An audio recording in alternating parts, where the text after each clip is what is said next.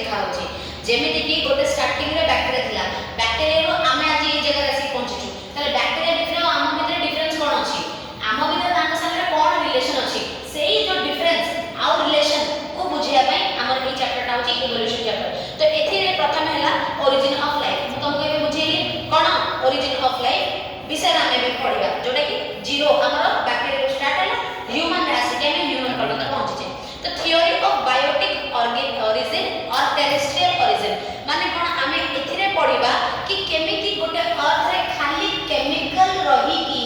chemical माने inorganic substance रही कि धरने कार्बन अछि हाइड्रोजन अछि ऑक्सीजन अछि किंतु केबे भी हाइड्रोजन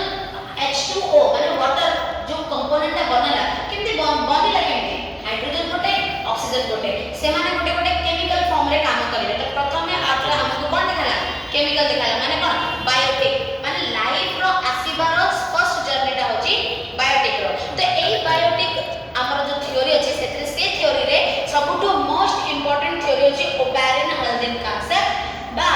एई ओपैरिन हल्दिन कांसेप्ट को बुझिया पई आमे तो एक्सपेरिमेंट करबा से एक्सपेरिमेंट होची यूरी एंड मिलर एक्सपेरिमेंट ता माने जदी क्वेश्चन पचारिबो कि ऑर्गेनिक इवोल्यूशन रो लॉन्ग आंसर लिखो ताले ओपैरिन हल्दिन कांसेप्ट ही तमे लिखिबो ओपैरिन हल्दिन कांसेप्ट ही तमरो लॉन्ग क्वेश्चन होची ऑर्गेनिक इवोल्यूशन माने ऑर्गेनिक मटेरियल माने केमिकल मटेरियल रो लाइफ फॉर्म को आसिया पई से केमिति प्रोसेस हैला से विषय हमें बुझिबा तो प्रथमे देखो लिखाई छी AI Oparin JBS Haldane explain that first life thing living thing originated from non living thing माने से सब प्रथमे कहले नॉन लिविंग थिंग रो स्टार्ट हेची आमे एला मଣିଷ जेबे भी हमको देखु जो हम बॉडी रे कार्बोहाइड्रेट अछि C6H12O6 माने ग्लूकोज फॉर्मूला तले कार्बन 6 C6H12 हाइड्रोजन होची 12 O6 माने ऑक्सीजन होची 6 हमरे तीनटा मेन कंपोनेंट हमको दरकार तले से जो कार्बन हाइड्रोजन ऑक्सीजन एमान समस्त कोन नॉन लिविंग लिविंग नहंती सेमान निजर बायोमोलिक्यूल्स करी कि हम बॉडी रे तो इनटेक हम करूछ तको बा हम बॉडी रे सिंथेसाइज होची बा ब्रेकडाउन होची बा बनोची से समय कोन होची आमे एज अ लिविंग ताको यूटिलाइज करूछ तो सेही जिंसरा हमें बुझिबा कि केमिति जीरो स्टेज माने लाइफ रो फॉर्म ता केमिति ऑर्गेनिक बा केमिकल जिंस रो स्टार्ट करिके नॉन लिविंग रो स्टार्ट करी केमिति लिविंग पर्यंत आसे तो एटा होची ए थ्योरी को कुहा जाउची फर्स्ट ए बायोजेनेसिस करतला तापरे बायोजेनेसिस करे माने ए बायोजेनेसिस माने ए मींस एब्सेंट बायो मींस होची लाइफ माने लाइफ रो फॉर्मेशन रो एब्सेंट अछि माने लिविंग ऑर्गेनिज्म प्रथमे नाही सेकेंड रे लिविंग ऑर्गेनिज्म अछि माने कोन बायोजेनेसिस माने ए कांसेप्ट रे बुझौची जे आमे लिविंग विषय पढिया बोले हमको प्रथमे नॉन लिविंग विषय जानिया को पड़िबो नॉन लिविंग तापरे लिविंग तो सेही माने ए थ्योरी को प्राइमरी बायोजेनेसिस प्राथमिक माने सभा प्रथमे एटा बायोजेनेसिस माने सभा प्रथमे लाइफ विषय जणैला एटा तो एबे तापर हम देखबा ए प्रमाण एटा सत्तरे हेइते हेइची बोली प्रमाण कोन हमको गोटे प्रमाण भी दरकार अछि से प्रमाण कोन अछि Urey and Miller experiment Oparin Haldane concept A